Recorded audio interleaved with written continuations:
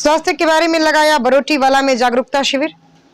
ICICI Lombard और पारस health care ने बरोटीवाला में स्वास्थ्य जागरूकता शिविर का किया आयोजन, जिसमें डॉक्टर सुनील कुमार और डॉक्टर अमित बंसल ने वर्तमान बीमारियों व भविष्य में आ सकने वाली शारीरिक बीमारियों पर चर्चा की और उद्यमियों व आमजन से चर्चा कर उनकी शंकाओं का निराकरण किया। डॉक्टर सुनील कुमार ने बताया कि वर्तमान में डायलिसिस का काम बहुत बढ़ गया है और साथ में किडनी की बीमारियां भी काफी बढ़ गई हैं। हर साल 7,500 लोगों की भारत में किडनी ट्रांसप्लांट होती है और यह सबसे महंगी सर्जरी होती है। इसका खर्चा भी बीमे में कवर होता है अगर समय से पहले हम पॉलिसी ले लें। उन्होंने किडनी डोनर व किडनी लेने वाली प्रक्रिया को भी विस्तार से समझाया। आमतौर पर भारत में किडनी की सर्जरी पर 8 से 15 लाख रुपए तक खर्च आता है। स्टार न्यूज प्लस के लिए हिमाचल प्रदेश के बद्दी से सतीश जैन की रिपोर्ट।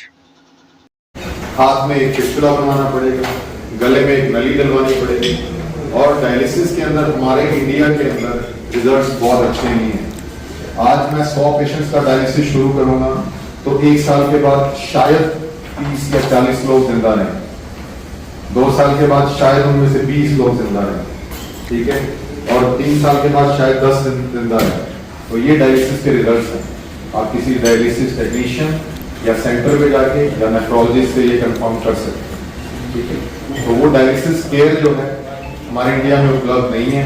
और अगेन किडनी ट्रांसप्लांट की अगर हम बात करें, इसका सक्सेस रेट 98% से ज्यादा है, ठीक है।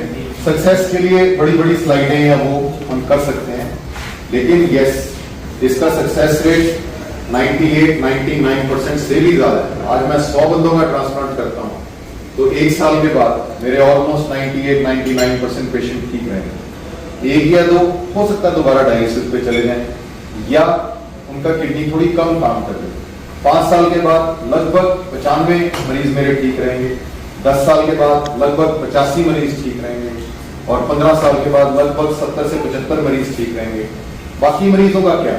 तो बाकी मरीजों में यस, दोबारा डायलिसिस पे आने का रिस्क रहता है या फिर जान का खतरा भी रहता है।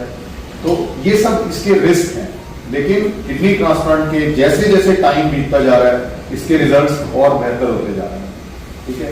अपनी तारीफ ना करते हुए लेकिन तजुर्बा बताते हुए मैं इतना कह सकता हूँ कि पिछले 4 साल में जितने पेशेंट ट्रांसप्लांट किए तो एक भी पेशेंट की मौत नहीं हुई,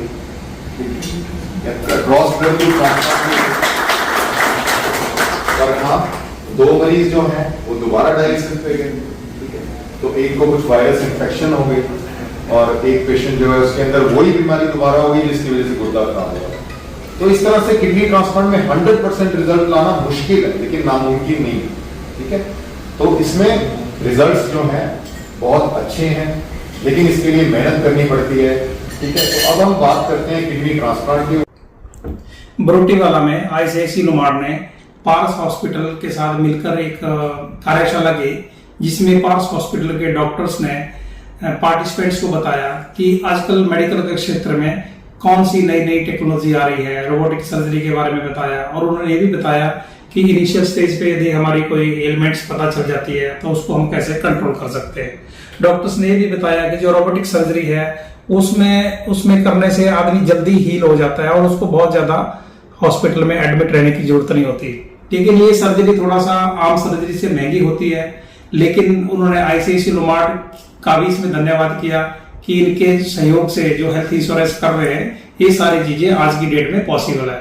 आईसीआईसीआई लोमबार्ड पब्लिक में हेल्थ इंश्योरेंस अवेयर कर रहा है और अच्छी किस्म के हेल्थ इंश्योरेंस लोगों को प्रोवाइड कर रहा है।